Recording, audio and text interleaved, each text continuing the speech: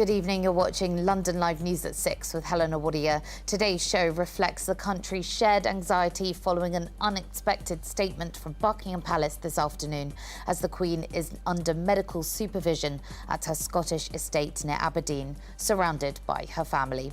Well, the news of Her Majesty's health broke during a debate in the House of Commons, where the agenda was initially dominated by Miss Truss's new energy plan. We say something about the announcement which has just been made about Her Majesty. I know I speak on behalf of the entire House when I say that we send our best wishes to Her Majesty the Queen, and that she and the royal family are in our thoughts and prayers at this moment. I'm going to take no more, if there is anything else, we will update the House accordingly. Thank you. Ian Blackford. Buckingham Palace has said that the Queen is under medical supervision at Balmoral, with doctors concerned for her health. Well, here to tell us more is London Live's Head of News, Tanya Francis. Tanya, just run us through what happened this afternoon. Well, it's understandably a very worrying time, not only for the royal household, but for the whole country, really. And we've seen family members throughout the day flying up to Aberdeen Airport to be by the Queen's side at Balmoral Castle, where she spent most of the summer, with the occasional visit down to Windsor and here into London. So Charles and Camilla are there. Prince William made his journey from down south, which is quite telling, and his brother joining him. This all indicates that there is some sort of urgency now around all of the family being together, wanting to be by her side, perhaps, you know, speaking to doctors to find out how she's doing. And there was early indication that something might be wrong yesterday when she pulled out of the virtual Privy Council meeting, which had to be postponed, and then an official statement today coming from Buckingham Palace saying, following further evaluation this morning, the Queen's doctors are concerned for Her Majesty's health and have recommended that she remain under medical supervision, with a short but informative statement then continuing to say the Queen remains comfortable and at Balmoral. Now, one thing to note is that the reason that this is so significant is because historically the palace do not do any sort of running commentary on the Queen's health. They see this as a very private matter. So the fact that they've released something official at that time of day, where none of her family were yet by her side, is worrying and perhaps quite telling of how serious this is. Absolutely. Now, we have seen in recent months quite a lot of coverage about the Queen's health. How has her health seemed in the recent time? Well, I think if we look back, the first sort of real indication that she might be slowing down, or that something might be wrong, was an overnight stay in hospital towards the end of October last year, and that's when we began to see a steady decline, or rather a different direction in the Queen's health. And I think it's important to mention that it's a steady decline, not a sudden one. She was scheduled to go on a visit to Northern Ireland, which was cancelled very last minute. All of the officials were already there. And since that moment, it was clear that there was a change in direction. She missed Remembrance Sunday. But then if we look more recently to the beginning of the year, we saw her open the Elizabeth line. She was looking lovely in yellow and opened the line named after her. And in the summertime, up at Balmoral, we saw her out and about with the dogs in the garden, receiving various visitors to the estates. There's no real visible indication that there was a sharp decline in her health, but today could be a slightly different story. We definitely then sort of saw her scale back, and she began to suffer with ongoing mobility issues.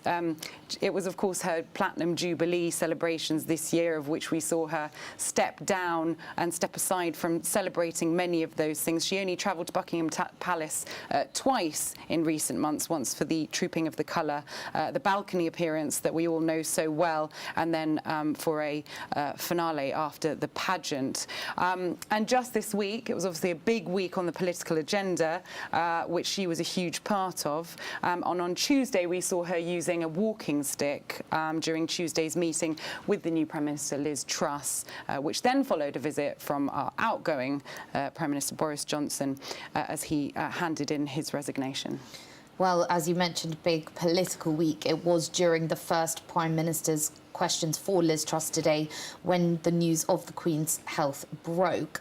Just tell us what happened in the House of Commons. It was a really busy news agenda with Liz Truss making big announcements around the energy crisis. We first heard of a turn in the Queen's health just after midday, around 12:20, when Liz Truss, our new Prime Minister, was on the front bench in the Commons delivering her first sort of major policy intervention. And what was previously perhaps the biggest talking point of today, the energy crisis and the cost of living crisis, quickly turned to the Queen's health.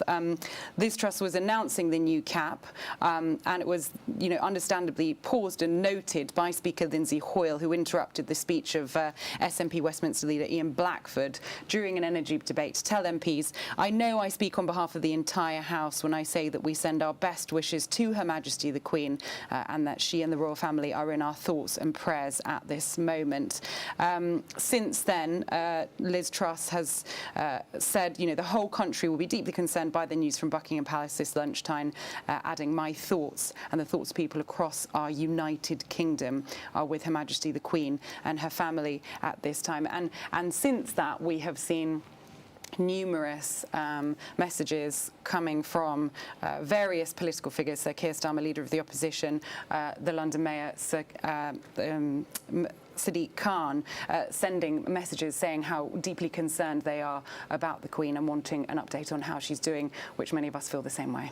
Absolutely. Well, thank you so much, Tanya Francis, for that roundup there on Her Majesty's health. Well, earlier we spoke to Dr. Hilary Jones to get his reaction and his good wishes for Her Majesty.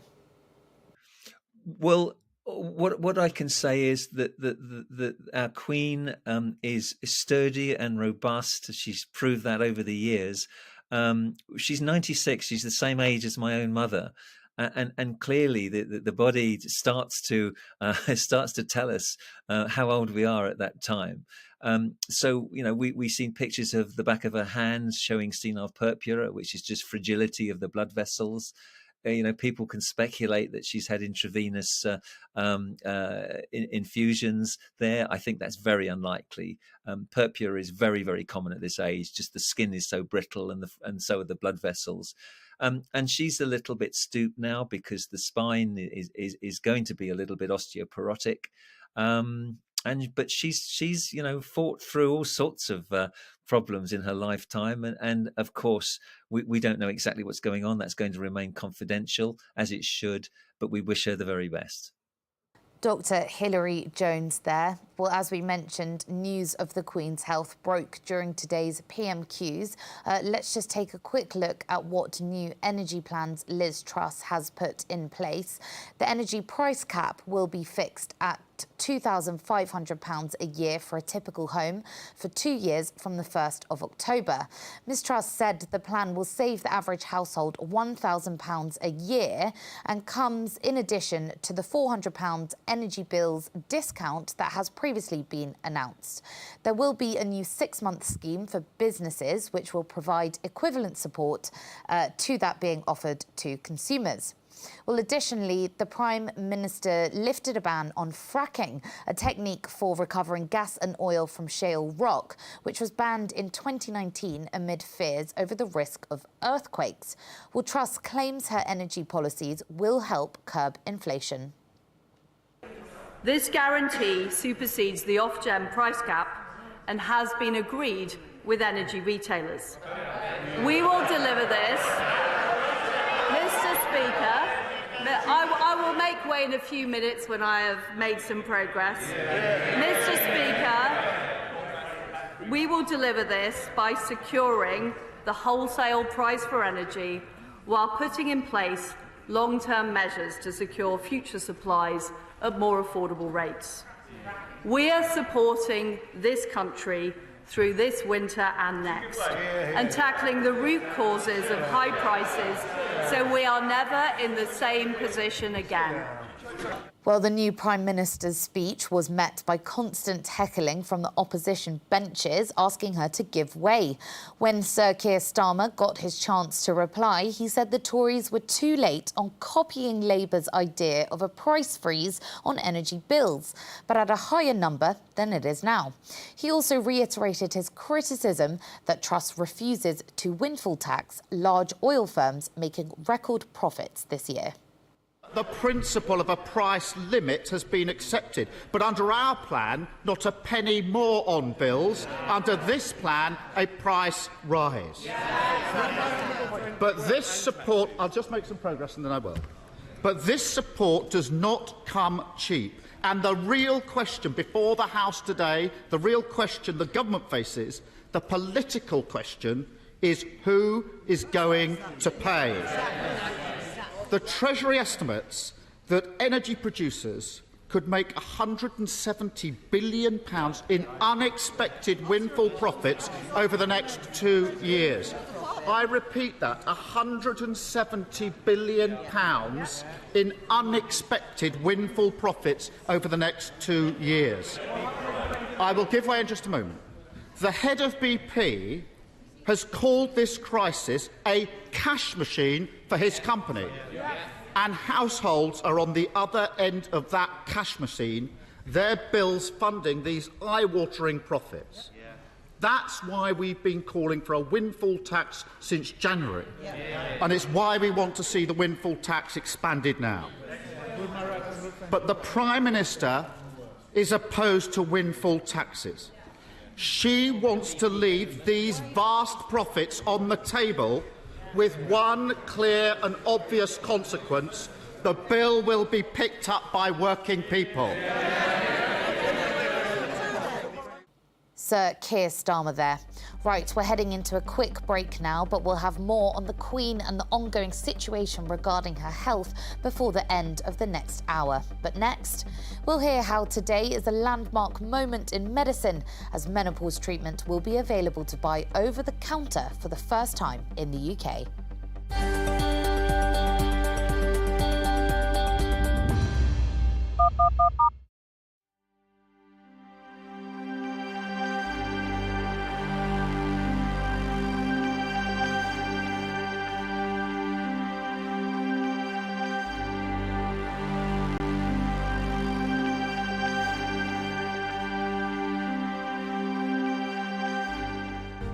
From breaking news to headline events, the latest trends and places to be. You can now keep up to date on daily life in London across London Live's social platforms. Start the day with an update on the travel and weather, and know what's on around the city and what's being seen by others. With stories from London Live's team of reporters and your videos of the news moments that matter. Minute by minute. That's London Live News on Twitter, Facebook, Instagram and more. Find us at London Live.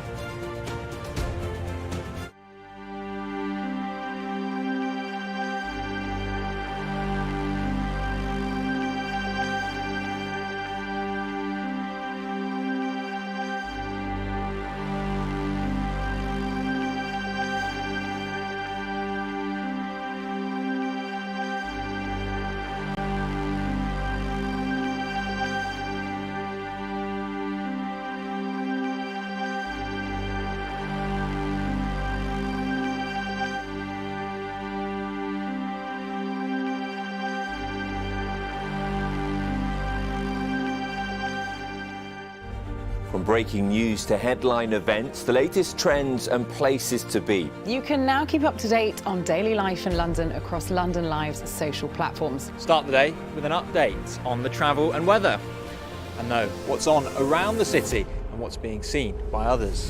With stories from London Live's team of reporters and your videos of the news moments that matter. Minute by minute. That's London Live News on Twitter, Facebook, Instagram and more. Find us at London Live.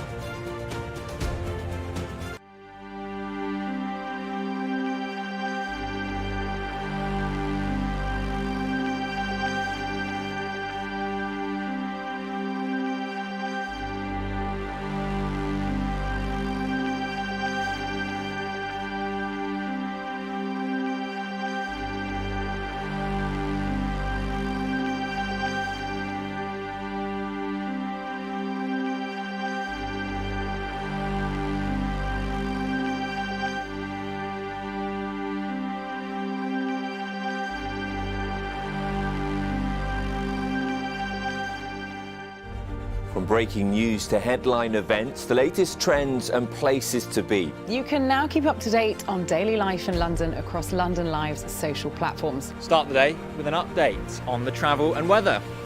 And know what's on around the city and what's being seen by others. With stories from London Live's team of reporters and your videos of the news moments that matter. Minute by minute. That's London Live News on Twitter, Facebook, Instagram and more. Find us at London Live.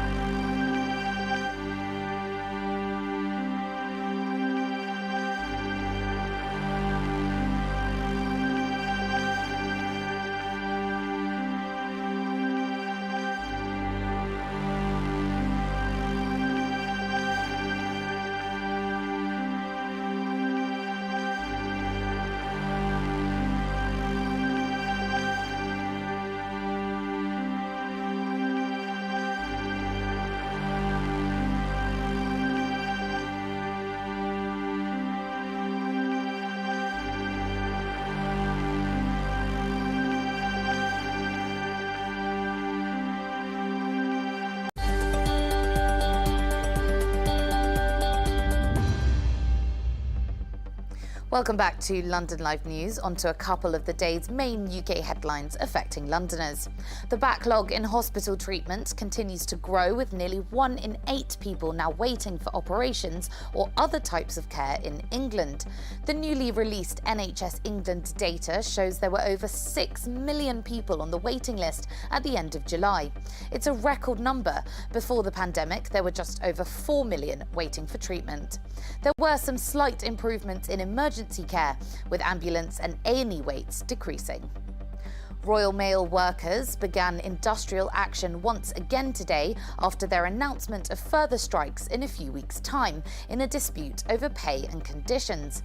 Much like today and tomorrow's industrial action, they will now also walk out for 48 hours on the 30th of September and the 1st of October.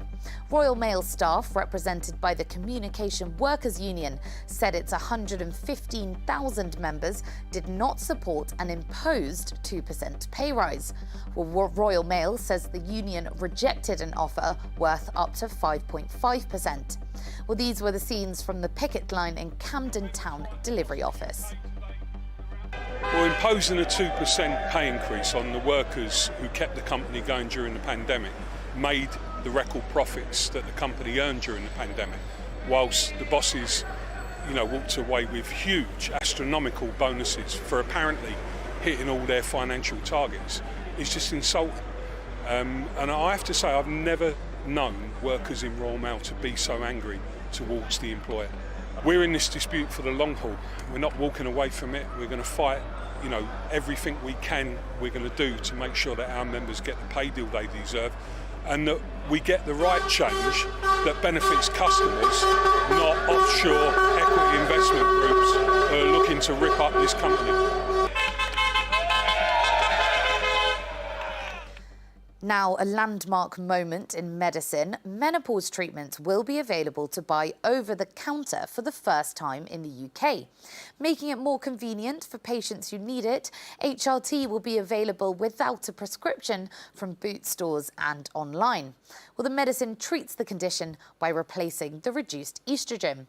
Well, earlier I spoke to Dr. Evinde Nazeri from manufacturer Novo Nordisk, who told us more. So hormone replacement therapy, of course, is usually a systemic use. What we are going to talk about today is GINA, which is a replacement in vagina, which is very local. It's important to note that part of the menopause, which is impacting, as we know, everybody, every single woman, will go. And right now in the UK, of course, a good 3 million people may be living with menopause. what happens, of course, there are changes across the board, and one of the changes is happening, which is called vaginal atrophy or vaginal dryness, more commonly known. It's a very common condition. 1 in 2 women post-menopause will have the symptoms. The symptoms are dryness, itchiness, soreness, feeling of burning, and also pain during the sex, and it's quite common. But we also know from the surveys that 70% of women don't even know such a condition exists, and as a result, they don't even talk about it or they don't seek help. That's why it's very exciting today to talk about GINA, because of course the hormone replacement within vagina, which is very local and low dose, have been around for 30 years. But GINA as a medicine is now available over the counter. It can be accessed through pharmacies and also online after pharmacies have done the suitability test. And in Novo Nordisk, I think it's a very proud moment for us because it allows us to be part of this broader extension of the access, empowers women to be able to take charge of this stage of their life, and also being able to seek out help without the need for waiting for a GP appointment, and also hopefully will raise awareness to be able to seek out help when they need it. Well, you mentioned there that a lot of women don't actually know about the symptoms of menopause. Do you think that we as a society speak about menopause enough, or is it still a topic that holds a bit of stigma? Definitely stigma, and I tend to agree with you. And within the big category of menopause, which is of course a very, very serious of condition, when we talk about vaginal atrophy, it's the most taboo perhaps. It's the one that people don't really talk about it. And that's the difficulty of the conversations, that we do know 70%. When you don't know this is the conditions that you have is as a result of the hormonal change, then you even don't talk about it and seek out help. So fully agree with you. It's stigmatized. It's also an embarrassing topic, and hopefully by normalizing it and having the access and having a solution, I guess having an effective treatment is one part of people being encouraged and being empowered to reach out for help, isn't it? Absolutely. Well, we can now get this medicine over the counter. What would you say to somebody who is maybe nervous about the safety of the product and its reclassification to over the counter? Definitely. So the medicine has been around for 30 years. The safety and efficacy has been thoroughly reviewed. The reclassification is also very important. It's a robust process that it goes through. And of course, once you get that approval, which has come at the end of June this year, for us, it's very important to go through and have a chat with the pharmacies. If people are still nervous, they can have a chat. Pharmacists now have been trained, receiving a checklist, knowing to ask the right questions, and also know when to refer the people back to GP should that be at all needed. There we are, HRT now available over the counter.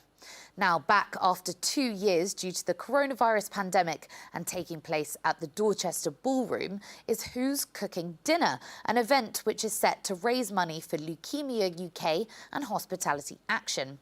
Throughout the evening, some of the world's most talked about and beloved chefs will be cooking a bespoke menu for the attendees. Well, we spoke to the CEO of Leukemia UK, Chris Corbin, about his personal battle and his efforts over the last 20 years to raise money for cancer research. The first event, as you can imagine, was pretty tricky. We did it at the Berkeley Hotel because it needs a kitchen that can cope with 20 chefs at a time. The Berkeley at the time had 2 restaurants plus a banqueting suite, so we could use that, and they were very generous. It was a bit shaky because none of the chefs had actually done it before. So we learned a lot from the first experience. And that was 1998. And since then, miraculously, the formula has been so successful that it's sustained pretty much every year since, up to the present day. So we're now pretty much in our 22nd event, I think. So it's an annual event once a year, and the uptake for it from the sort of restaurant chef community is outstanding. I think it's a camaraderie thing. I think But it also captures the imagination, of course, of hosts coming to the event. And again, I need to thank them because a considerable amount of them, I think at least half of those tables will have been coming year on year. The big motivation in terms of people coming to the event is not only to enjoy the event, but they get the opportunity at the end of it to buy the services of a chef to come to their home to cook for 10 people in their home. So that's an auction that goes on later on in the at the end of the event. So the chefs have cooked for you in the kitchen, and then they come out, they sit at the table with the hosts and hope that it's gone well, and then of course put themselves up for auction. So it's the generosity of the chef community is immense. This year we've teamed up with Hospitality Action, the charity Hospitality Action, who are essential to restaurants and hospitality community in terms of their support for people who have need support. I mean, it's been such a difficult time for all industries, but the hospitality industry particularly, because of the shutdown opening. People are not, the restaurant business is a very, very fragile business for people who are not necessarily able sometimes to cope with the pressure. And it's not a good business for some people who have to spend some time alone. It's a community business, and therefore it can end up being damaging. I feel that they obviously is the cause in terms of leukemia. I mean, our mandate, if you like, is to stop leukemia defecating lives, and I think that in order to do that, we need to raise funds. Leukemia is a killer. 28, I think, is people a day get diagnosed with leukemia, and the success rate is not good. It's about 50% survival rate. So I'm personally one of the lucky ones who was on that side of the wall. So I think that it is a fundraiser. We can't deny that. It is a lot of fun on the night. But of course, the ultimate aim is to raise funds, and I think over the period of the years that we've been doing it, I think it's over sort of £7 million. So and it all goes directly to a good cause, and I think that we've made an impact over the period of time. There we go. That was Chris Corbyn, and that event will take place at the Dorchester on Monday, the 19th of September. You're watching London Live News with Helena Warrior. A reminder of our top story coming up after the break. Plus, the London charity combating food waste and helping out those most affected by the cost of living crisis. We've been out and about with the Felix Project to see how it all works.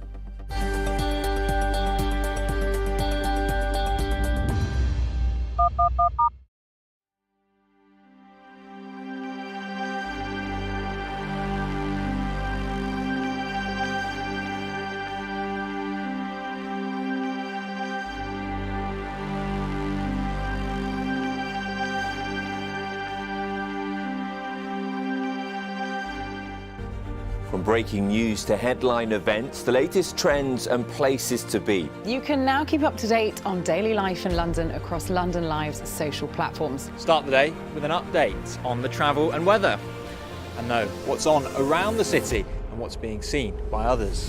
With stories from London Live's team of reporters and your videos of the news moments that matter. Minute by minute. That's London Live News on Twitter, Facebook, Instagram and more. Find us at London Live.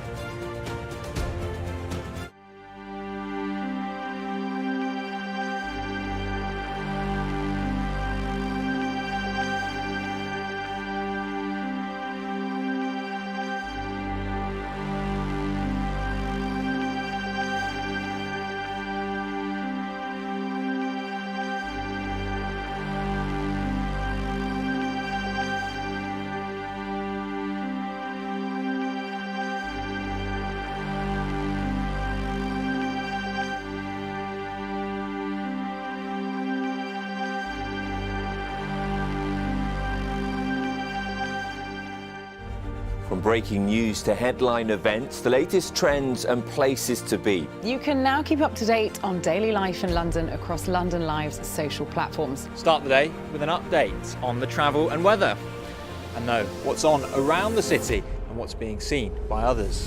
With stories from London Live's team of reporters and your videos of the news moments that matter. Minute by minute. That's London Live News on Twitter, Facebook, Instagram and more. Find us at London Live.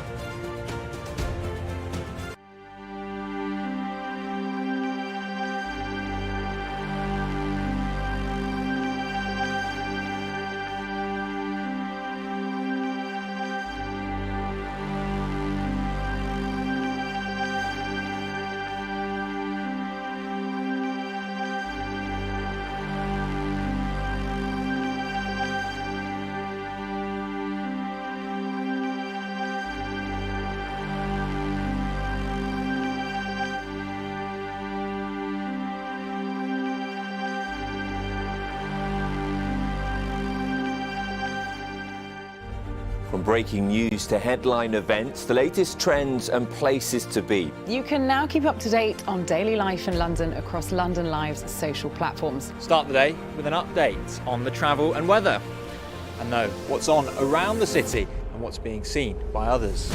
With stories from London Live's team of reporters and your videos of the news moments that matter. Minute by minute.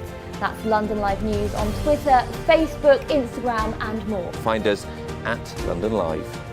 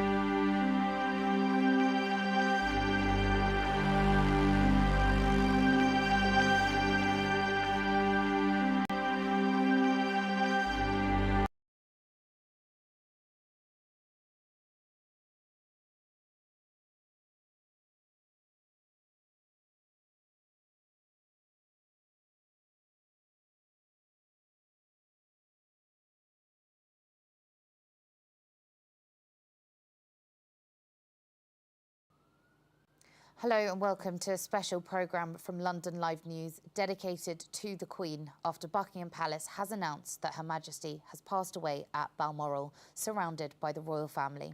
Well, here to tell us more is London Live's Head of News, Tanya Francis. Tanya, a sad day for the whole country. It really is, Helena, an incredibly sad day after Buckingham Palace confirmed today, the 8th of September 2022, that the Queen of England has died. And as you mentioned there, she died at her home in Balmoral at the incredible age of 96, surrounded by her closest family. Her health sparked worry since just after midday today, when Buckingham Palace announced that she was under supervision by health professionals and had been made to feel comfortable. Well, the Queen, obviously hugely respected and loved figure, had her family dropping everything and flying up to be by her side at Balmoral, flying into Aberdeen Airport and making that 1-hour car journey up to the castle. This was really the first indication that perhaps the Queen's health had taken a turn and that there was real cause for concern for all of the family to go up there. Charles and Camilla, it's reported, were one of the first ones there. They were then joined by Prince William, who travelled up from the south, and we also saw the Duke and Duchess of Sussex, who happened to be in the UK for other engagements, also travelling up to be by her side. And that's when we first saw the urgency around all the family needing to be together there with the health officials to keep an eye on her. I can imagine heart-wrenching times to have quickly got up there, up to Aberdeen Airport, and then made that journey over to the castle.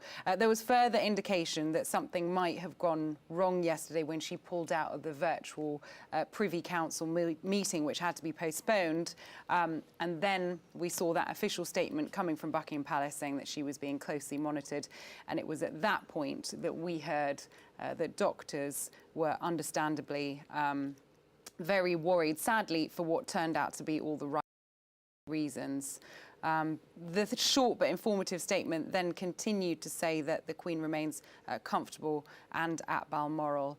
Now, one thing to note, the reason that this statement was so significant is because historically the palace regard the Queen's health as a completely private matter and do not provide any sort of running commentary on the state of her health. So the fact that at such an early stage they released a statement on how she's doing when all of her family were not yet by her side was sadly a sign that things had taken a turn for the Queen.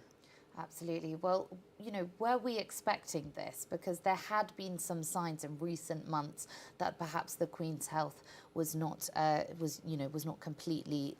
I'm so sorry. I'm gonna have to do that again. Don't worry. Yeah. Okay. Absolutely. Well, you know, were we expecting this? How had the Queen's health seemed in recent months? Yeah, you make a good point, Helena. If we look back to sort of the really early indications, we can look back to sort of the end of last year when we began to see a decline or a change in her health. It was that overnight stay in hospital, the first time in years that she'd had to stay in hospital overnight. And since that point, we sort of saw a steady decline, not an immediate or a steep one, but in her health. A visit to Northern Ireland around about the end of October. She cancelled that very last minute. All of the officials that she was meant to meet were already there.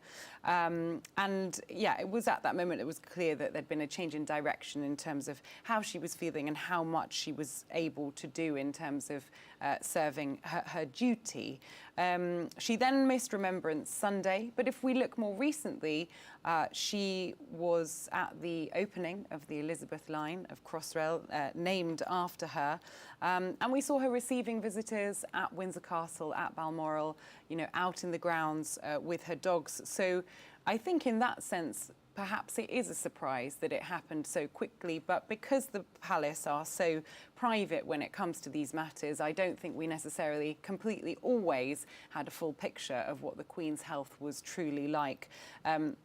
There was rumours and speculation around about the time when there was an update about her mobility, that perhaps there were further underlying health issues that she might also be struggling with, that perhaps they didn't feel was right to share with the general public. But that, again, is all speculation. It was a big year for her. She had her Platinum Jubilee celebrations, of which she had pulled out of many of those, again, perhaps indicating that we would come to today where she has sadly passed away. If we look at this week, on Tuesday, she used a walking stick to meet and greet our new Prime Minister Liz Truss, which was then followed by a visit from the outgoing Prime Minister Boris Johnson. I imagine a very busy and hectic day for the Queen. And it will have been in the days and hours after she will have attended those official meetings that she passed away at her home in Balmoral. Well, let's look back to earlier today then. It was during the first Prime Minister's questions for Liz Truss when the news of the Queen's health first broke. How was that news received in the House of Commons? Yes, it was today started off with a really busy political agenda, and we first heard of this turn in her health just after midday when Liz Truss was delivering the news, front bench of the Commons, about her first major policy intervention, which, of course, is around the energy crisis and the cost of living crisis. Previously the biggest talking point on the agenda, it quickly changed to the Queen's health, where the Speaker, Sir Lindsay Hoyle, interrupted the speech of SNP Westminster leader Ian Blackford during the energy debate to tell MPs and update them. Let's just look back to that moment when that happened.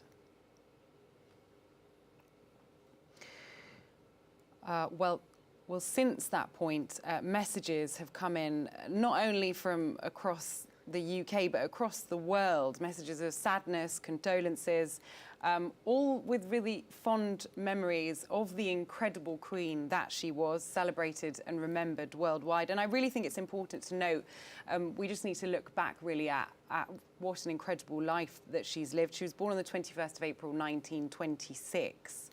Here in London in Mayfair, and she had no idea that she would, live to the grand age of 96, and also see in her Platinum Jubilee, so celebrate her coronation, which happened on the 2nd of June in 1953, 70 years later. Just weeks ago, we saw her marking those 70 years of service to the people of the UK, of the United Kingdom. But she hasn't, she wasn't only a prominent and loved figure here in the UK, but around the world. Officials and governors and mayors and presidents from around the world, it was always on their agenda to come and meet the Queen and be hosted by her because of what an incredible woman she was. So her childhood saw her early years spent between her home in Piccadilly and White Lodge in Richmond Park. And if we look ahead to 1947, in November, that's when she married Prince Philip Mountbatten in Westminster at the age of 21, and gave birth to another 3 children, Princess Anne, Prince Edward and Prince Andrew, with her always being such a huge family figure. And that family has since grown, more children, grandchildren, for who the most part were all around her in her final moments. An absolutely wonderful life and fantastic to look back on. It's such a sad day for everybody here, but just tell us now, what happens next? You mentioned there, of course, Prince Charles. So today, the day that the Queen dies, is now known as D-Day, and each day after that, leading up to her funeral, will be at D1, D2 and so on. And we should now begin to get official plans announced by the royal family of what will be happening for her funeral, which is expected to happen 10 days after she has died. So the UK Parliament will adjourn and the Prime Minister will make a speech. She will be the first of the officials to make a speech, with no one else being able to do so beforehand or comment on it. Flags will be flown at half-mast. The Minister for Defence will also arrange gun salutes that will take place at all saluting stations. We will observe a national minute's silence. And that's what we can expect now in the immediate wake of her death. Tanya Francis, thank you so much. You're watching a special programme from the London Live News team following Buckingham Palace's official announcement that the Queen has died. We're now taking a short break. See you shortly.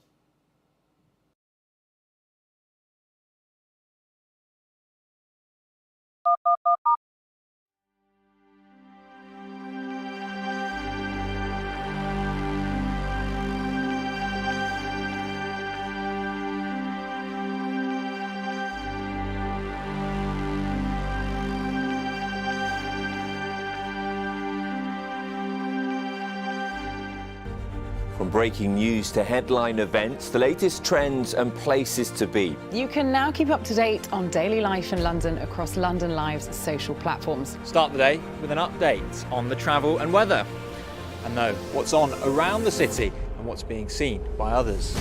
With stories from London Live's team of reporters and your videos of the news moments that matter. Minute by minute. That's London Live News on Twitter, Facebook, Instagram and more. Find us at London Live.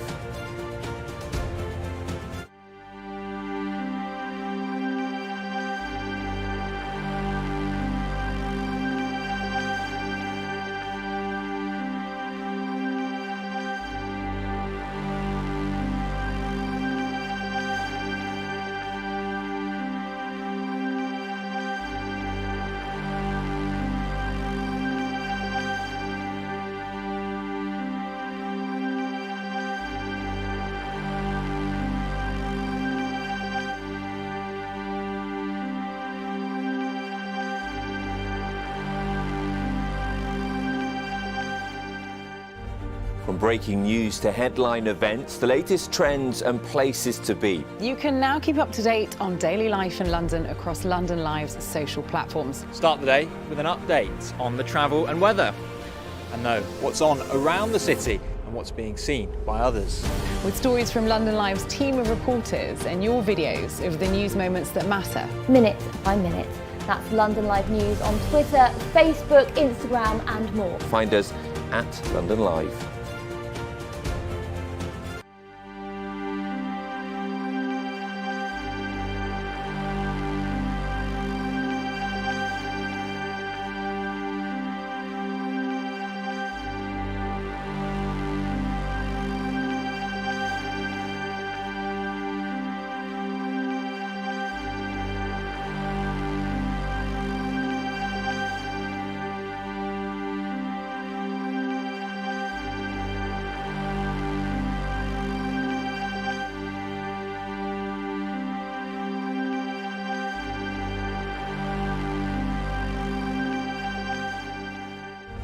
From breaking news to headline events, the latest trends and places to be. You can now keep up to date on daily life in London across London Live's social platforms. Start the day with an update on the travel and weather.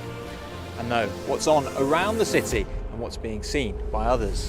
With stories from London Live's team of reporters and your videos of the news moments that matter. Minute by minute.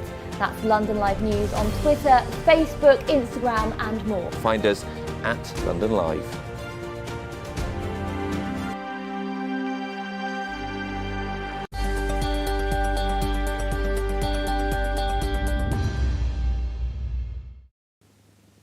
Television has made it possible for many of you to see me in your homes on Christmas Day. My own family often gather round to watch television, as they are at this moment, and that is how I imagine you now.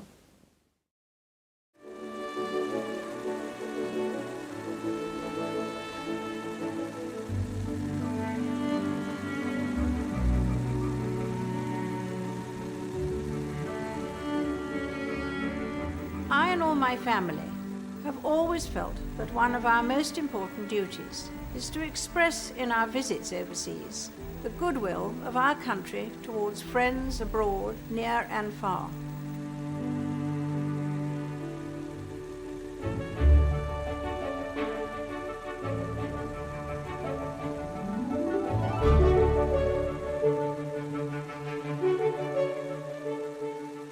My sister and I were very glad to have been able to accompany our parents.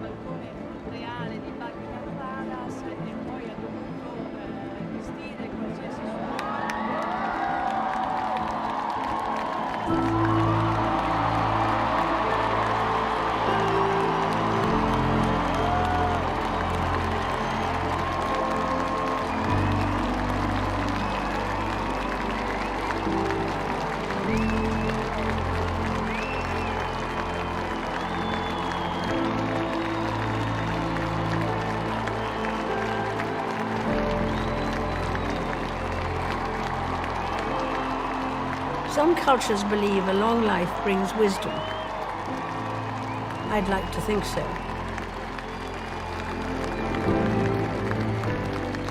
Perhaps part of that wisdom is to recognize some of life's baffling paradoxes, such as the way human beings have a huge propensity for good, and yet a capacity for evil. Even the power of faith which frequently inspires great generosity and self-sacrifice, can fall victim to tribalism. A day with dinner at Buckingham Palace with the Queen, the NATO leaders left their foreign ministers to work into the night on the small print of a final statement set to confirm that this has indeed been a historic summit. But through the many changes I have seen over the years, faith, family and friendship have been not only a constant for me, but a source of personal comfort and reassurance.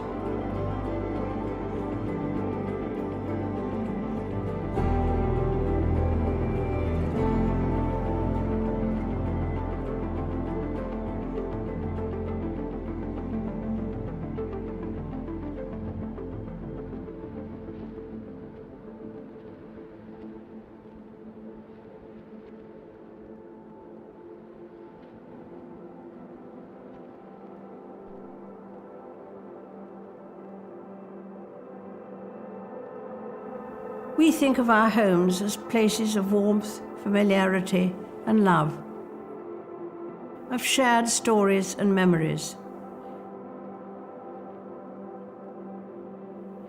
There is a timeless simplicity to the pull of home.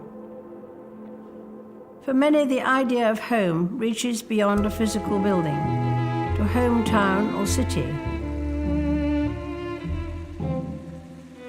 Balmoral is a place one looks forward to very much. I think that it has an atmosphere of its own.